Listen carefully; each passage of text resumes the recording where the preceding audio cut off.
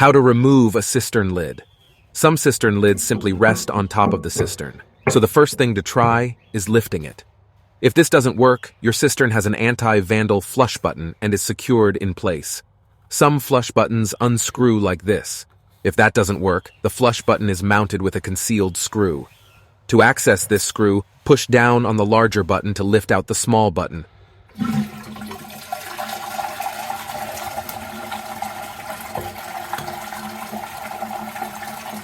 Now you're able to remove the larger one.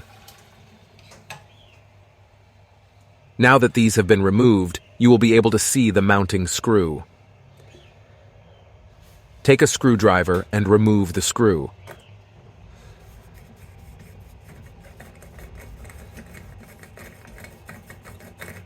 Remove the flush button device along with the cistern lid.